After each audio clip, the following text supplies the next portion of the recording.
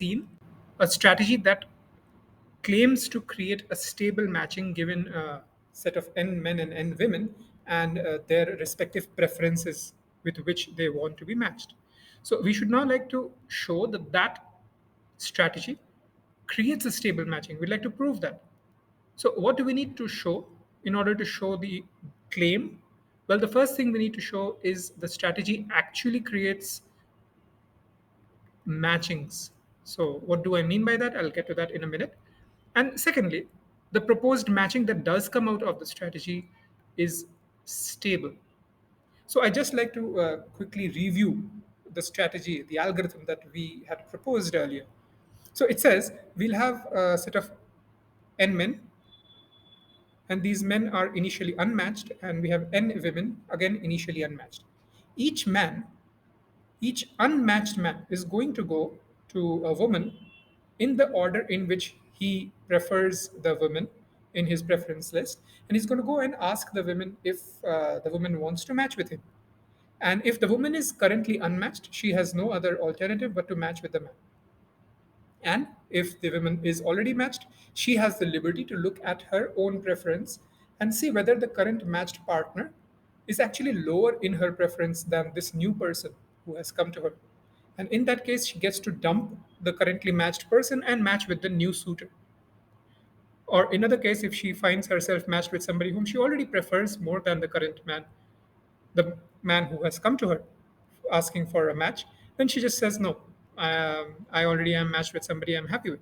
And this man is let go.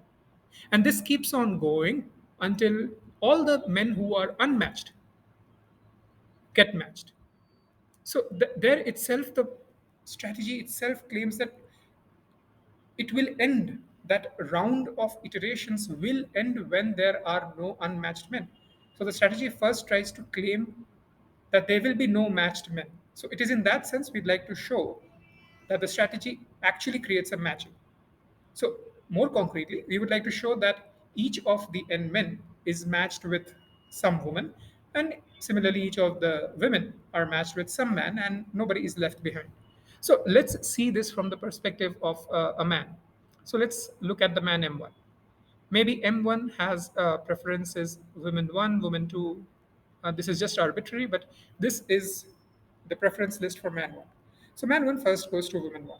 And three things can happen. If woman 1 is not matched, or I'm going to say unmatched, then man 1 ends up being matched with woman 1. If woman 1 is matched with somebody whom she prefers more than M1. So here is a greater than sign. She prefers more than M1. She's going to let M1 go. She's not going to match with M1.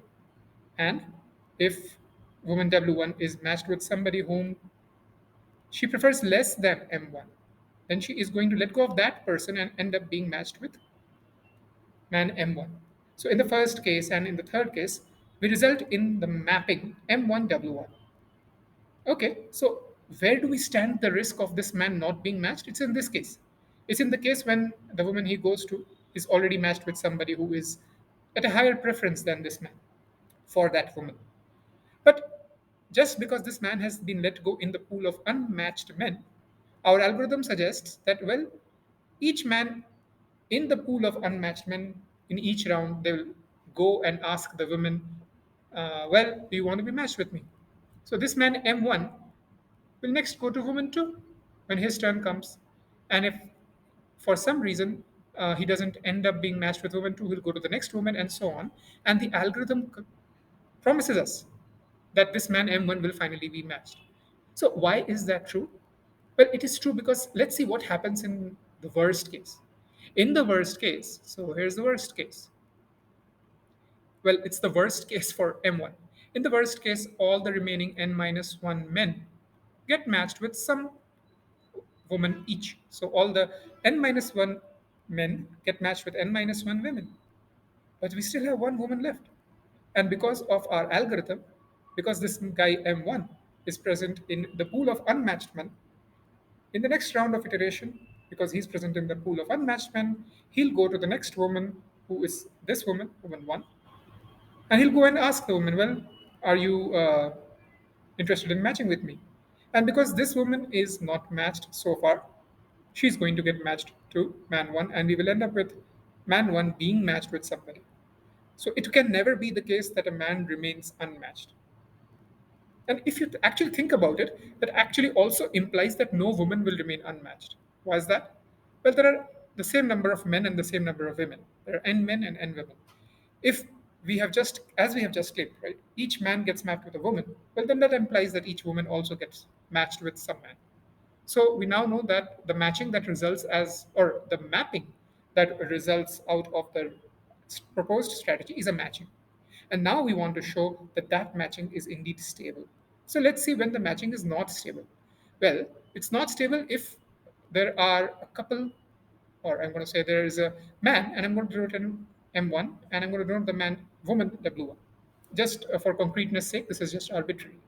So it might so happen that we have created a matching and we claim that it is a stable matching, but let's see when it will not be when it will not be stable. Well, it won't be stable if there are two people, a man and a woman, who come and say that, well, we prefer each other more than the person you have matched us with. So just for concreteness sake, I'm going to say that in our matching we have matched man 1 with woman 2.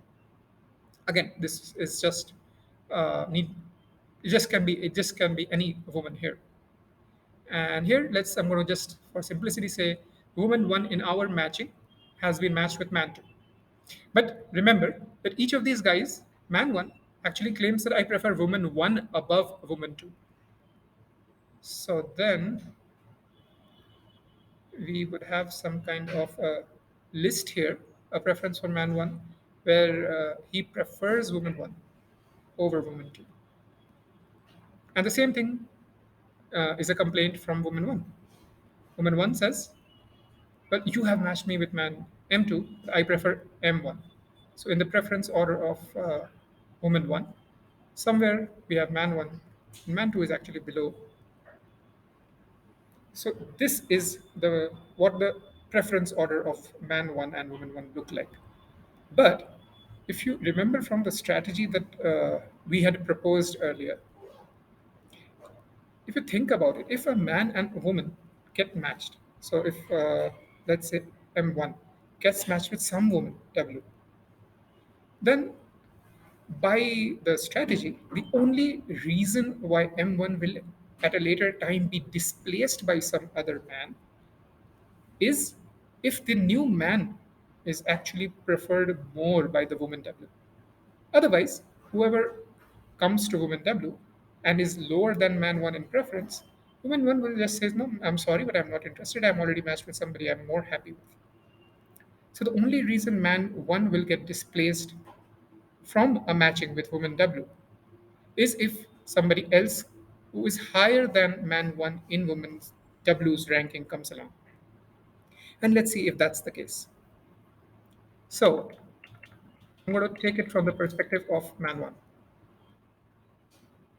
So man 1 has claimed that, well, woman 1 was higher in preference than the actual woman that you have matched me with. So, well, then according to our strategy, man 1 must have gone to woman 1 before going to woman 2. At some point of time, man 1 must have gone to woman 1. And at that time, three cases could have happened. And each of these are the same cases that we considered here. So if man 1 went to woman 1 and woman 1 was unmatched, he would have got matched. Similarly, if man 1 went to woman 1 and woman 1 was matched by somebody who was less than man 1, whom she preferred less than man 1, even then man 1 would have displaced that person and be matched with woman 1. And what would have happened if woman 1 was matched with somebody whom she actually preferred even higher than man 1? Okay, so in that case, man 1 would have been let go. But even in that case, man 2 could certainly not have replaced that person. So in this case, in the third scenario, we are saying that woman 1 was matched with somebody, I'm going to call him man 3. just for concreteness sake. And by our assumption, man 3 was preferred even more than man 1. So in this preference list of woman 1, man 3 is somewhere here. So since man 3 is preferred more than man 1, it's clear that man 3 is even preferred more than M2. So again, it could not have been that M2 comes and displaces M3. So in that case, we would have had M3 here. There's no way M2 actually can come matched with woman 1. So here we reach a contradiction. So this cannot happen. There cannot be two people, M1, W1, who come and claim that our preferences are in such an order, we prefer each other more than the person you have matched us with. We just showed that in all the cases, this is actually not possible given our matching. And then, because such a pair is not possible, well, our matching that results from our strategy is actually stable. And then that's it. So it's a nice property of the strategy that we produced. That if a man gets matched to a woman, so if a man gets matched with a woman, the only way he will later get displaced or get removed from the matching with this woman if in comes another man who is matched more than this man. So this is kind of a rule that results out of this strategy.